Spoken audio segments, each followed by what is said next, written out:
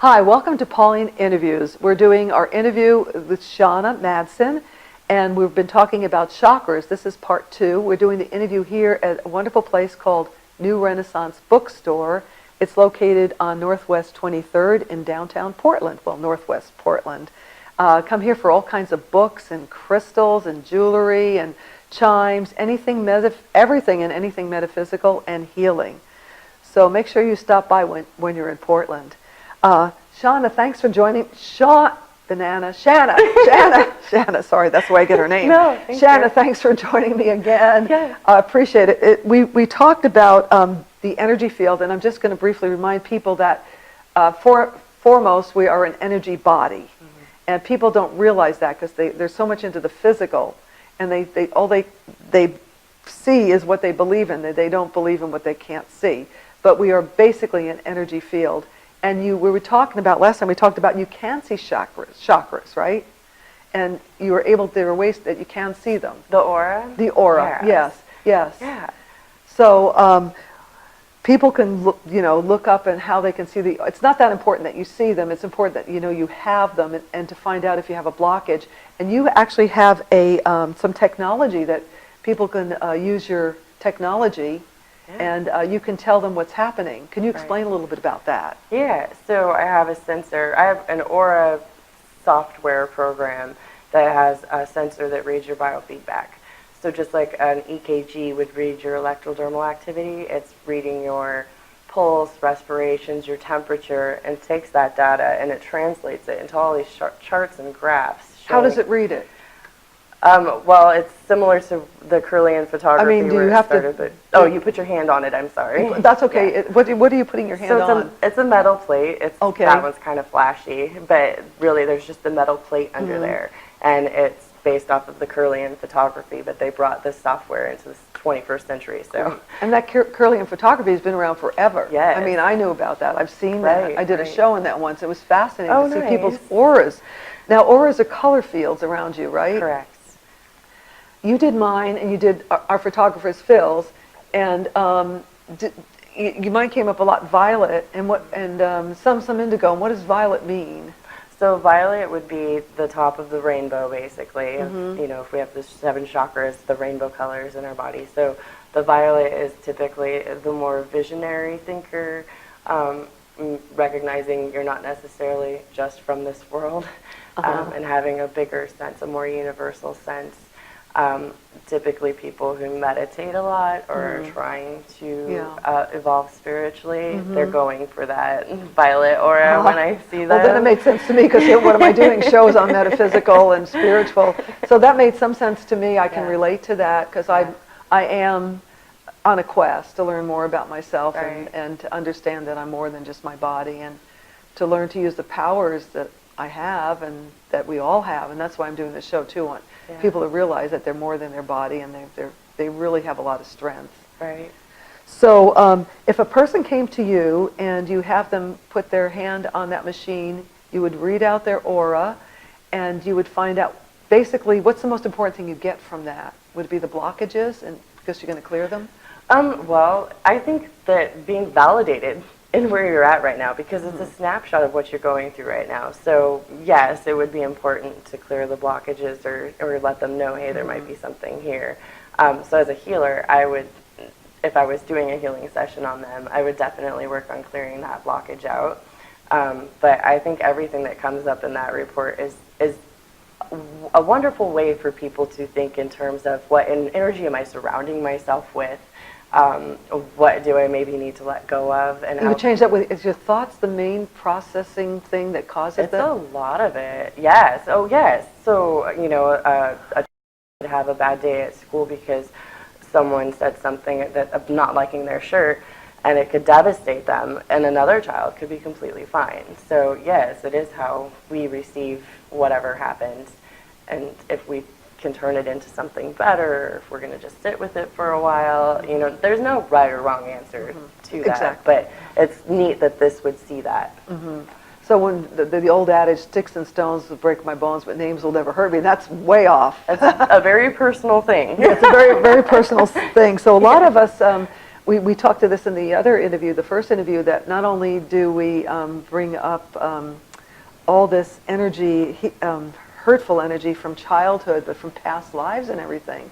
Right. And so people don't realize that. They go through life and they've got all this blocked energy, and then they start to get ill and diseased. Right. And if they hear this, they hear us talking, maybe they'll start looking in other areas and think, well, maybe I can keep myself healthy by clearing these blockages.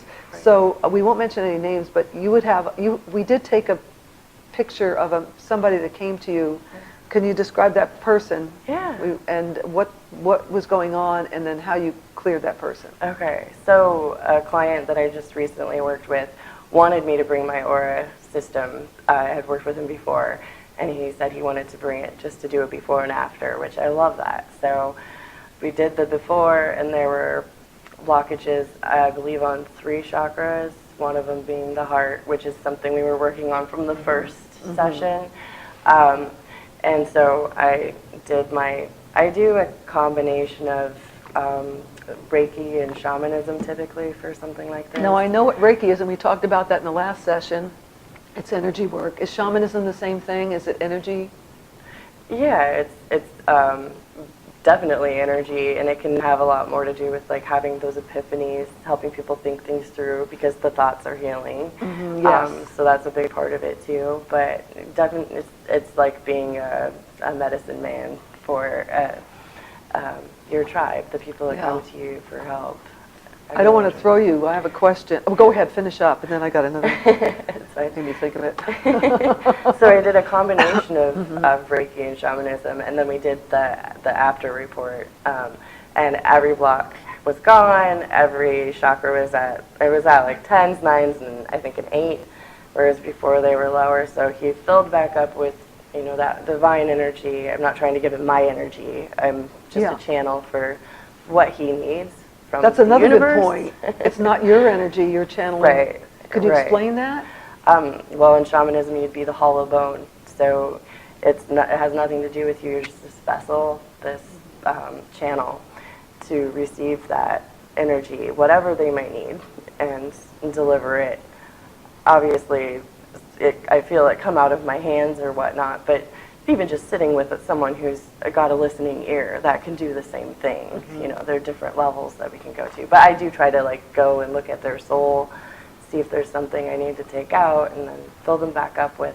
Like a soul retrieval? Yeah.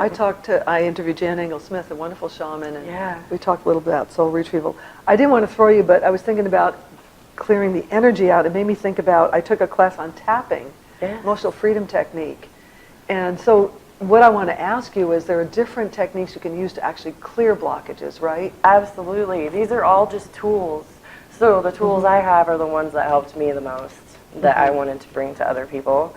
And I just kept putting things in my toolbox, and then I basically carry that around, my little spiritual briefcase around with me, and take out whatever I need to help them. Makes sense. Yeah. So when you did our auras, you know, like I said, I relate to the violet because I'm working in the metaphysical field, but how long does that color last? Is that my basic color, and will my colors change? Like, one thing is, I know that red is a power color. So if I want to go out for an interview or be noticed, I would wear red. Yeah. And would that change the color of my aura? And what would that do? Well, one little side note, it's interesting, people wear the color of their aura all the time when they get run on this. Yeah. So I find it, I wonder to myself if maybe when you're getting dressed in the morning, you're like, well, yesterday I was certain this was what I was going to wear, and then like if it's just not right because that's not the color you need, you know, and the qualities of that color. Well, a lot of times we wear black. Is that a bad thing? No. Oh, okay. I don't think anything's bad. I just find it funny that maybe people are picking the color of their aura. Yeah. You know, since mine was basically purple, I wear a lot of green, I think. But green is a healing color, so that's good, I think. And every color has amazing benefits. So there's a good side to it and a bad side. Like with the red, it could a clear red would be more passion or drive. The muddied red could be anger, resentment. You know, so each color has its pros and cons. And then there's also say that I was creating something, and maybe I'm a violet right now, but I'm starting to work on really creating this thing, I might start drawing in way more orange energy, because That's creativity, isn't it? Orange, yeah. Yeah. And how about rooms? Paint rooms like in your bedroom. Do you want a color that is restful and calming? And so color, that's actually another topic, but it does kind of tie in with the... Color is medicine, though. Yeah, color is medicine. It is. Yeah, it is. It's vibration. Yes. You know, we don't think about that, but it is vibration. Exactly. Gosh, there's so much to this. So we can learn to see auras. We talked about that in the last interview. Is it important to see an aura? Or? I think that our auras are these feelers that extend out from our bodies, and so they're always sensing. Whether we give this thing a name or a job in our head or not, it's still doing something. So, you know, if you walk into a room and you say, man, you could cut the tension in here with a knife, but you weren't there to see the fight, so whether you're seeing colors or not, you're still receiving information using this aura that we have. Now, without, I want people to go to you. In fact, I let the people know at the end that we're going to give out your phone number and your email so that they can reach you. I'm sure they want to contact you. But if people don't have a chance to, can they learn to clear their blockages? I mean, there are ways. And would meditation help you to expand your aura? And is it a good thing to expand your aura? I read that if you want to connect with the universal energy, I forget the name, Sheldon or something like that. She's great. She's on YouTube. And she talks about expanding your aura so you can connect with divine energy. Yeah. Do you know about that? Well, supposedly very spiritual people, I think maybe like Jesus level, can grow their aura to like 50 feet, is what I've read. Yeah. And, you know, I think that that's a wonderful thing, but I don't think anyone is so disconnected they couldn't find it. You know, no matter what. Find the divine energy. Yeah, they wouldn't even have to know about an aura to be able to connect, you know? So it is good to have these tools and these ways to think about things, but everybody is a spirit. Like, we cannot be disconnected to that point where they couldn't actually feel and connect with the divine, I don't believe, if they chose to. That's it. We all have that free will. We all have the ability, but it's the awareness. I mean, if you want to heal and if you want to manifest, it's good to be aware of this so you can learn to do it. I believe it truly grows and gets better and stronger the more awareness that you bring. Absolutely.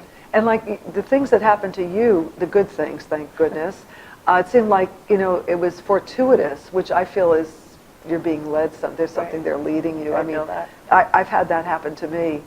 I have this metaphysical friend. I remember her telling me that she would, in her neighborhood, or walk outside or into a room, and she visualized white light. So people go, oh, it feels so good here, you know. They didn't realize what she was doing. Absolutely. You could cool the temperature of a room, too. You can? Yeah. We did that. We didn't have air conditioning at my shamanic school one time, and there's probably 50 people in there during the summer. And so they just did thinking about your favorite cold things. And it stayed cool in there the entire time. It was never uncomfortable. It was amazing. Wow, we got to talk about some more. Geez. There's magic. There is magic. You know what I love about this? It's part of energy medicine, and people know this. I strongly believe in energy medicine. I think that's where it's at. I think when people come to realize that's going to heal you, the energy medicine. Yeah. And then there's the shamanism, there's the Reiki, there's the auric healing. I mean, but it's all involved in your energy field and energy medicine. Right. Let's see. To keep our energy body healthy.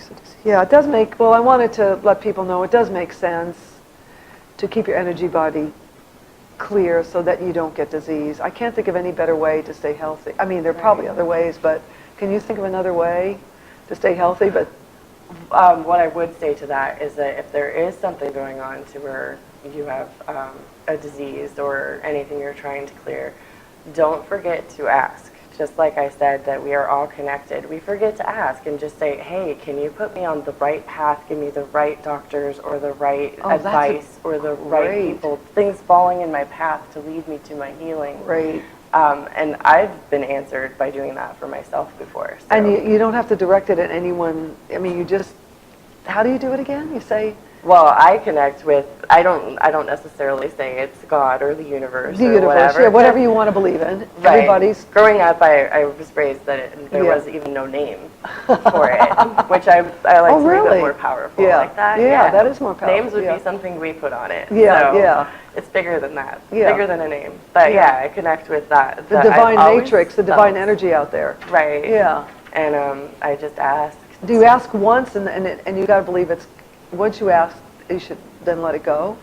I don't think there's a wrong way to do it. Okay, all right. I was just thinking about things I saw in The Secret. Yeah, yeah. Like you said, you wouldn't ask for a car over that and over whole again. letting it go thing is really tricky. Yeah. Yeah, there's like a fine line to that So manifesting. there's a faith involved. Faith. I I believe asked, so. and I know it's going to. You see it happening now. It happened. Right? Well, I think about when it comes to faith, the pharmaceutical companies, the one thing they're trying to beat is the placebo effect, which is belief.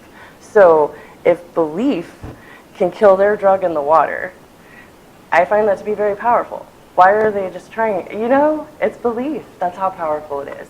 That is a great way to end this, because I agree with you 100% belief. Like, I'm a little, I'm kind of prejudiced on one way of healing, but when a person decides to do another way, as long as they believe in it 100%, I think that's so helpful. Right, That is right. so good. Do we want to add anything? We talked about how blockages, how can we clear out blockages? You did it, but you've had healing. Yeah. What if I have a blockage? How do I clear it out? Like, I've done some healing work, but not like you. Yeah. Well, I think definitely, whatever you're led to, but if you want to just do some color therapy, Yeah. say you had a blockage in your orange chakra to where you're like, I'm going to think of all my favorite orange things and just really call in that energy and start trying to move it.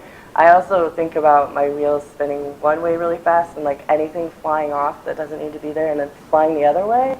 Wow. And then depending on what side of the equator you're on, which way should your chakras be spinning? I don't know, so I just let it, with my intention, I just let it fall where it needs to be for my highest, or my most optimal human experience. That's a wonderful.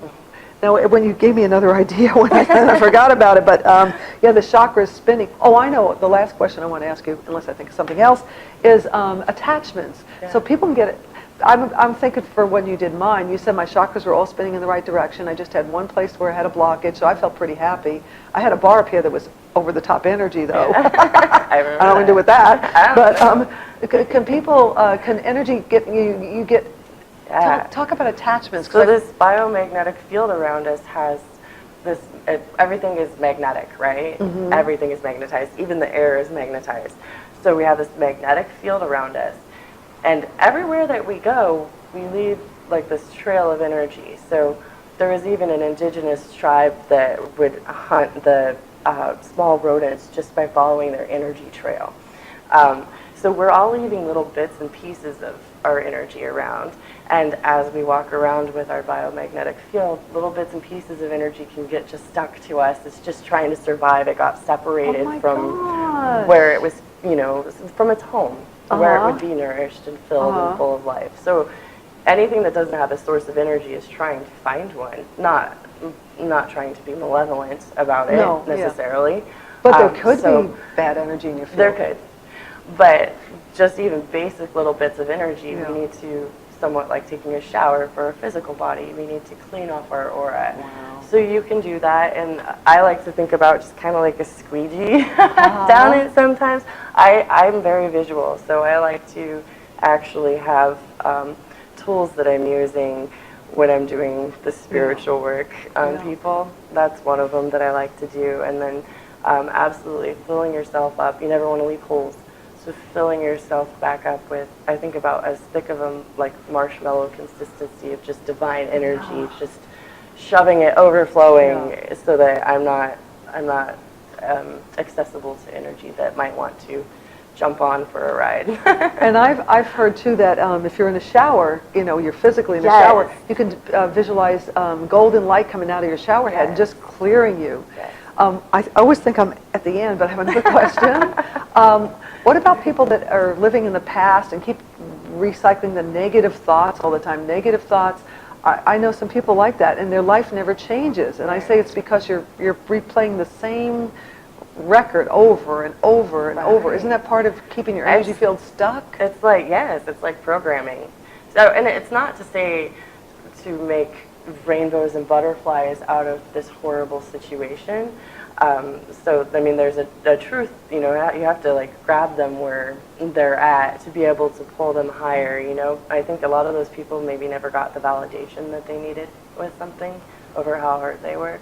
And I think that's one of the key steps to moving forward with something and growing spiritually. So for people like that, I tend to try to, you know, validate them, grab them where they're at, and then you got to give them something they want more. So what do they want more than repeating that story? You know, and kind of create, and slowly bring them out of that to where they see a bigger and a better life, and the one that's actually more suited for them. That's what I try to do. But yes, it is frustrating on the ones who it might just be some regrets they have, mistakes they made, and they keep thinking back, oh, I should have done, I should have. Oh, absolutely. Forget it. You didn't start with what you know, sometimes you Is that can't what you say, forget it? I say, well, no, I don't say anything anymore. I don't say anything. No, I don't say. It's hard, but that's their path too. Yeah, that's true. You love people, and like a lot of my friends, if they're going through a physical thing, I want to tell them about I can tell them, but it's up to them to choose, you know. So it's kind of hard for me to do that. One other thing is about anger, like people that have these different emotions. Emotions are so important. We talked about thoughts, thoughts, emotions, I guess the same energy, isn't it? Or thoughts similar. Definitely can produce emotion. Yes, that's right. Thoughts produce emotion. So people that get angry all the time, I mean, doesn't it turn around and injure them? That's why they say forgiveness is such a wonderful thing. Because you're not hurting the person you're mad at, you're hurting yourself. Right, when that thing isn't still happening. It's only happening in our head. So that's one of the bigger, they're just replaying it again, and they never got to work through it. I feel like our society fails people in that regard quite a bit. But it's coming back. Like people are, Reiki is in the hospitals now. You know? I know it, and what Jan Engel-Smith, a shaman, OHSU is some of her to work with the doctors. I mean, that is so wonderful. I'm just so thrilled. Right, the people are speaking, and this is what's actually been helping them. So I don't, think badly of Western medicine whatsoever. I think everything. Well, emergency medicine, everything has a place. It does, we definitely could avoid a lot more of that if we addressed our spirit. That's a great way to end. I think that's wonderful. So I love what you said. We could address that if we start with the spirit and then move on. Yeah, move on from that's wonderful. Yeah, and then we'd be accepting of everything, including. So was there anything you want to add? Because you've been enlightening. When I met you, I knew you were a smart cookie there, but thank you. Wow, I'm just blown away by your knowledge and your abilities and everything. I don't know what to say. I just, I love this. This is great. I hope this helps a lot of people. Thank you. So you don't have to. Is there anything you want to end with? Anything, a thought that you think would be great to end with? And you don't have to, because I talk enough for both of us. I just would appreciate if, even one person thought more about their spiritual body and realized the power that they actually have over it. I think it would start making a difference in their everyday life. That's perfect. Thank you so much. This is just as I expected. It's just as interesting as part one. And I also want to thank the people that are watching Pauline Interviews. Please stay tuned for some more interesting topics on metaphysics and alternative healing. Thank you.